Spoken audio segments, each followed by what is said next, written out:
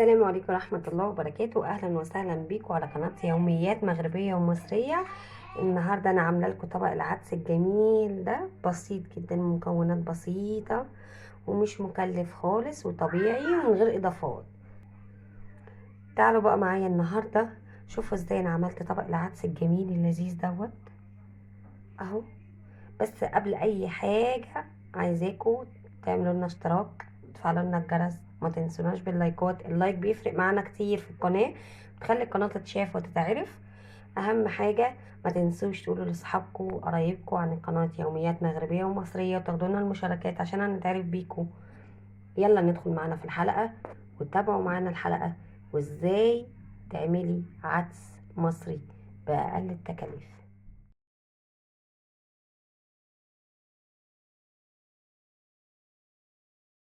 لا تنسوا الاعجاب بالفيديو والاشتراك في القناة تشجيعا لنا لنستمر بنشر المزيد ان شاء الله.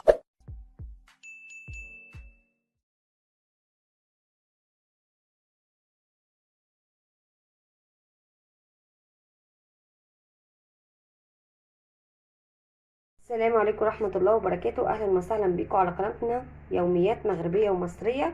النهاردة الجو ساقع في مصر كتير جدا كتير، لدرجة ان الناس يعني من الساعة خلاص مستخبيين يعني. النهاردة بقى طالما الجو ساقع هنعمل ايه معانا بقى؟ النهاردة هنعمل عدس مصري. العدس ده يا جماعة في ناس بتعمله باللحمة المفرومة، في ناس بتعمله بالتقلية بصل، في ناس بتعمله عادي. احنا هنعمله الطريقة المصرية البسيطة الغير مكلفة. معانا بقى ايه؟ معانا نص كيلو عدس هنا، طبعا احنا عيلة، ومعانا طماطم زي ما انتم شايفين كده منضفينها، ومعانا جزر، ومعانا شوية توم محترمين قوي كده، ومعانا شوية يعني كزبرة على بقدونس صغيرين. التوابل عندنا شوية كاري، يعني نص معلقة كاري من بتاعت الشاي، وحبة بهارات وبس على كده. ومعانا هنا بصلتين حلوين مقطعين نضاف، وعامله كوبايه قهوه طبعا عشان نبدا اليوم كده. وهنبتدي بسم الله الرحمن الرحيم. انا حاطه الحله هنا على النار طبعا بما اننا هنعمل كميه.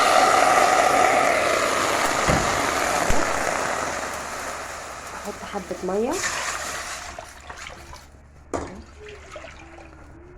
تمام.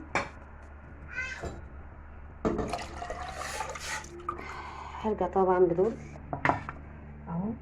هعمل انا بقى ايه الخطوه التانية؟ احط الطماطم والجزر، واحط البصل، وهنا هحط الجزر والثوم. الكميه كلها مش هسيب اي حاجه، انا اي حاجه في الطبق كده هحطها، تمام. والبهارات دي هحطها برضو. خلاص كده انا خلصت كل حاجه، خلاص كده اهو. حطيت دول، هرجع بقى دول كلهم كده هحطهم في الحله التانية مع الميه سوا اهو. انا كده حطيت بقى العدس والبصل والثوم والطماطم وشويه كزبره على بقدونس، وحطيت الجزر وحبه كاري على حبه بهارات وشويه ملح، ما حطيتش حاجه اكتر من كده. ومعانا العدس وشويه ميه، تمام. هسيبهم كده اقلبهم تقليبه، وبعدين هسيبهم يندمجوا مع بعض ويتبالوا مع بعض. وبعدين بعد كده هقول لكم هنعمل ايه. دلوقتي احنا هنعمل بقى التقليه اللي هو البصل بتاعنا. هنجيب مثلا 3 4 بصلات كبار كده، وهنبشرهم بشره حلوه، ونعمل التقليه بتاعتنا. احنا بنحب على وش التقليه وبنحب لحمه مفرومه، بس عشان الجو النهارده يعني ساقع جدا فمش هنعمل لحمه، هنعمله بتقليه بس. وكمان هنعمل معاه شعريه، هيبقى عدس بشعريه بتقليه والدقه بتاعته، وهيبقى جميل. واتفرجوا على الطريقه معانا. المهم اللي بيتابعنا دلوقتي ما تنساش تعمل لنا لايك وتاخد لنا الحلقه دي مشاركه عشان الناس تتعلم طريقه العدس المصري. ودلوقتي انا قطعت البصل زي ما انتم شايفين، وهعمله في الكبه هنا عشان طبعا انتوا عارفين معايا اطفال وهنجز في الوقت.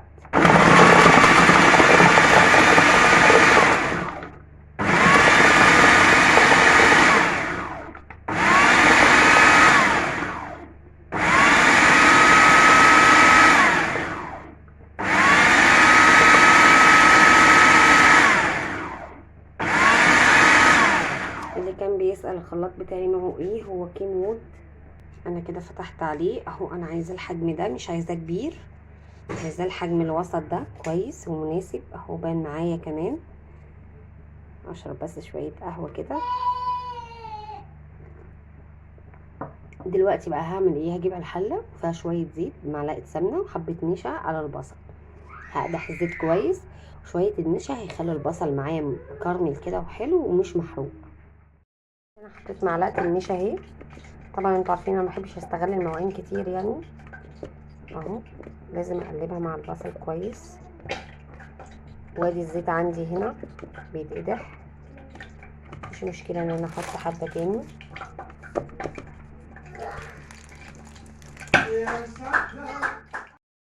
كده انا خلصت النشا. ودي بقى احطها على البصل كده. احط البصل هنا. هنا عندنا اهو العدس معايا بقى. العدس بيستوي اهو. هشيل الغطا. بسم الله الرحمن الرحيم. اهو اقلب تقليبه. وهنا البصل هوطي عليه خالص، راح زعلانه عشان اخوها نزل وسابها، نزل يجيب حاجات. نقلب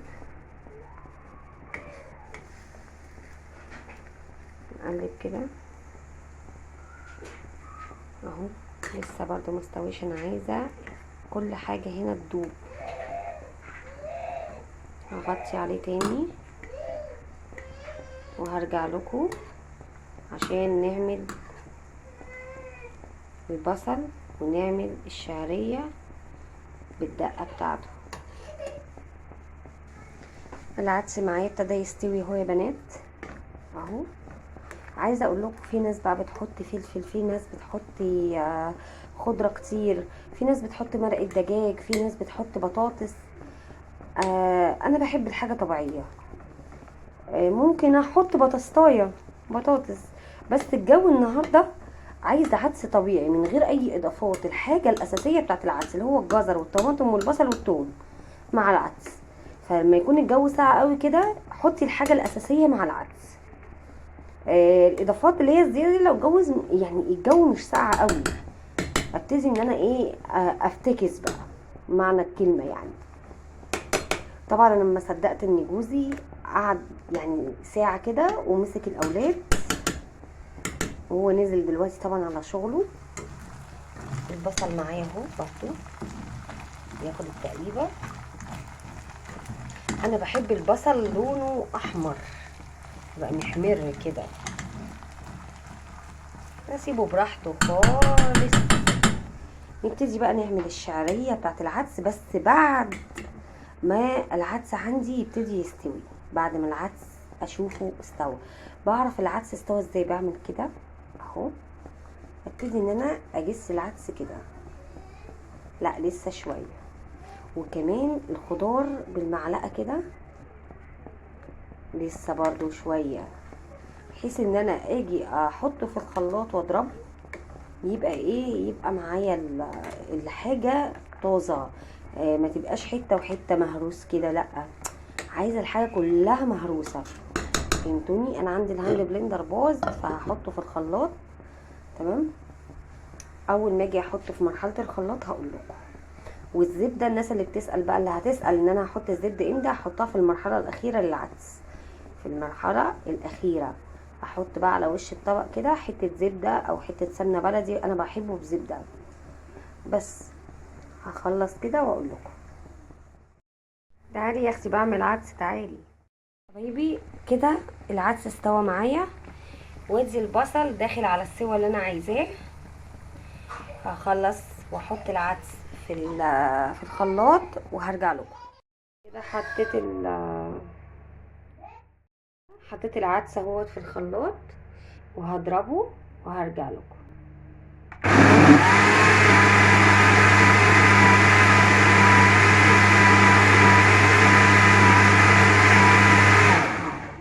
الاحمر دي الطماطمايه اللي انا كنت حطاها مع العدس اهو كده. العدس اللون بتاعه الطبيعي